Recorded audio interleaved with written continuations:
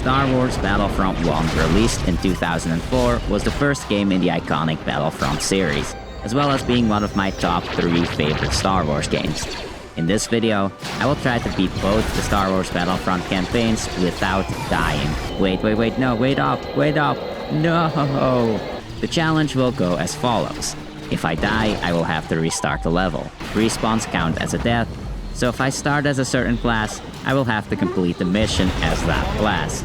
Let's get the ball rolling. The first level is Naboo Plains. Finally, a Phantom Menace experience where you can play as the droids. First thing I did was rush towards the middle command post. Gungans are virtually no threat unless they hop on turrets.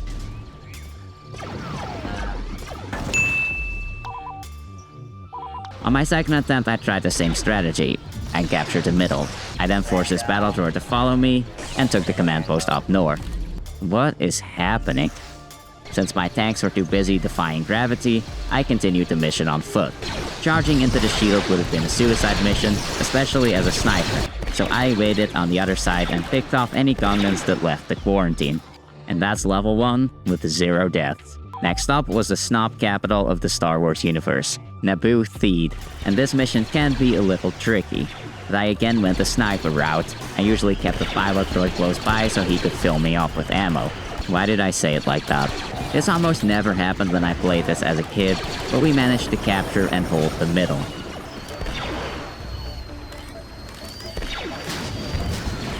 I'll have what he's having. Level 2 complete with 0 deaths and 46 kills. Sadly, this is the last level where you can play as the regular battle droids. The last mission of the CIS campaign is Kashyyyk Islands. This is by far the easiest level in the campaign. This is the easiest level in the campaign because you have fighters available, which the Wookiees don't. So I rode it out in the sky providing air support while dodging the occasional rocket, which leaves me with 2 resets in the first 3 levels, and one of them being a completely stupid accident. Now we're playing as the clones, and the first level is the Battle of Geonosis. I vastly prefer this Geonosis map to the one on Battlefront 2. I like having gunships. We actually have an objective to destroy the 3 Techno-Union ships in the back of the map. I wrote it out in the ATTE and to capture one of the bunkers and cut off the Separatist reinforcements by destroying the Techno-Union ships. I then got out to defend this bunker.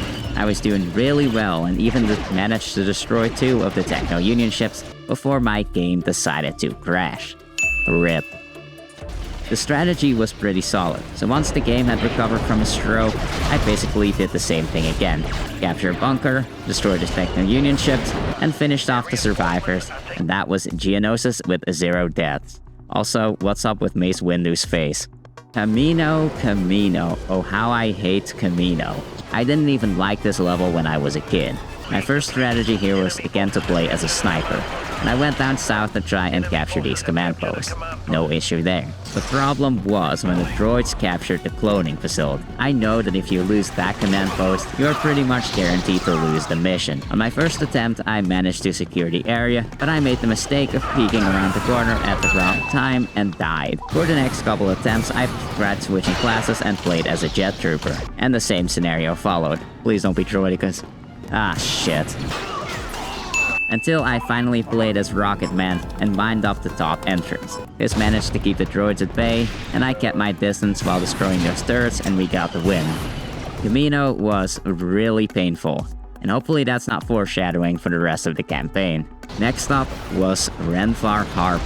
Renfar Harbor is one of my favorite missions in this entire game, and I was really disappointed for it not to be included in Battlefront 2. I managed to get Renfar on my first attempt. I took the ATTE to the base and destroyed the 2 tanks. Then I got out to capture the lighthouse command post and tried to snipe droidicus so we wouldn't get our asses whooped in the ice caves. This was a slight deviation from my usual strategy to play as a jet trooper and immediately fly out to the lighthouse and capture it before the droids get there. Fairly straightforward and easy level with 0 deaths. The final mission in the Clone Wars campaign was Kashyyyk Docks. The droids have tanks. I do not. So this made life pretty hard.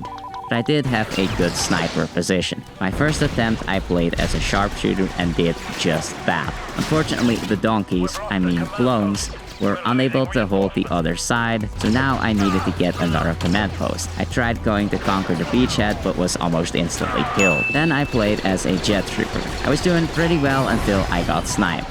RIP. On my next attempt, I got completely destroyed despite managing to drop down and capture this command post. And at this point, the battle was going pretty well until, like an idiot, I grenaded myself.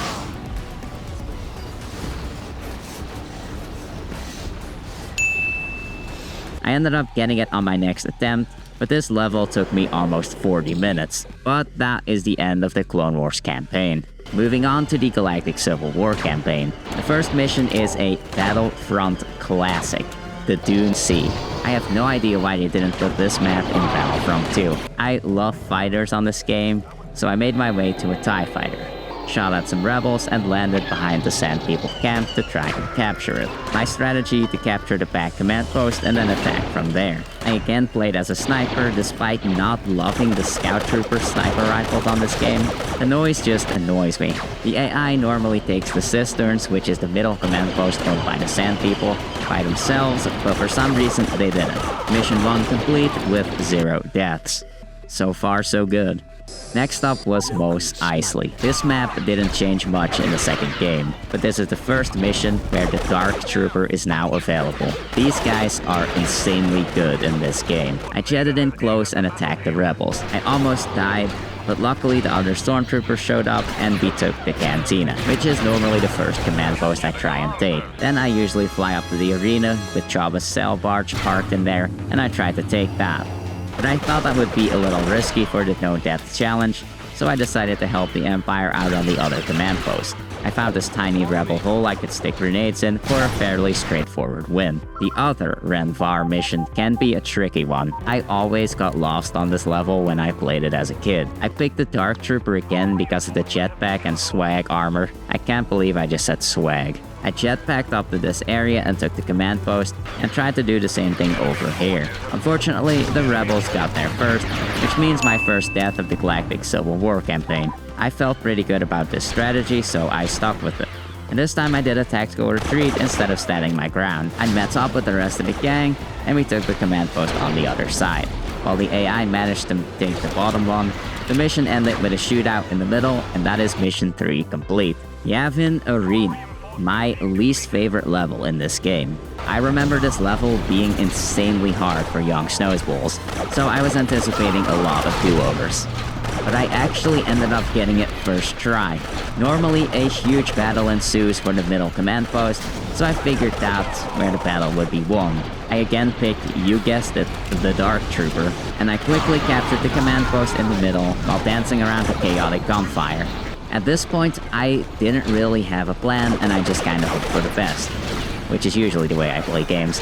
I jumped to the rebel command post inside the arena, and I have no idea how, but we actually managed to capture it. Once we took this command post, I knew it was gonna be game over. All I did now was defend this flank while the Imperials took care of the rest. And with that was the end of the Imperial section of the campaign. Moving on to the Rebel campaign. The first mission is the other Yavin 4 level in the game. Even though I don't like the Rebel Marksman class, I decided to try the sniper strategy, as I thought the terrain would give me good cover. I tried to attack the side command post, but was killed by a turret. Starting to sense a pattern here. I sure am missing the award rifle on Battlefront 2, but I thought that could work here too. So on my second attempt, I opted for the soldier class and ended up fighting in the middle. Since the rebels were also doing good on the left side, we took that command post as well, and finished our battle fighting in the fountains. And that's the first mission of Rebel campaign. Next up was Hoth. Hoth was probably the hardest level in the challenge. I knew I had to play as a vanguard because I'd rather make out with a carnivorous plant than trust the rebels with stopping the AT-ATs. I tried several strategies here. First, I got into a snow speeder, which ended in tragedy. I then tried spawning at the forward command post, got on a turret, and found myself consistently getting killed up close by snow troopers. Before losing my mind, I tried one more idea, which was spawning at the command post on the other side of this hill. And for some reason, the rebels decided to not be completely useless and take out the AT-ATs, so I ended up winning. Go Alliance. The first Bespin level was Cloud City. I forgot how ridiculously overpowered Wookiees are in this game. The majority of this map was just a chaotic hallway battle, which I tanked through as a Wookiee. I almost ended up dying here before retreating to safely. I had one close call with dying at the last command post in the upper hallway, but I managed to use the rebels as human shields and escape to safety. Eventually, we took that last command post on the upper level before I finished off the level sniping Imperials from these platforms with my sexy bowcaster. Eat hair, Empire. Very easy level that I got on my first try. Bespin Platforms is my absolute favorite level in this game. I love the fighter combat on this game, so I took an X-Wing and tried to destroy the turrets before getting blown up by a TIE fighter. My next attempt, I got taken out by a turret. I finally managed to destroy all the turrets, which allowed the rebels to capture an Imperial command post in the back, and I made my way to the middle, only to die in a horrible grenade explosion. I was fed up with the non-Wookiee rebels, so I picked a Wookiee and executed my strategy perfectly. Destroying all the turrets, I made use of my grenade launcher to clear out the tunnels, in a level that took me 4 attempts and around 20 minutes. The final level in the campaign is on Endor. The shield bunker is usually pretty undefended, and I picked the Wookiee class again because of their time bombs. I hopped on a speeder bike and died right before I entered the bunker.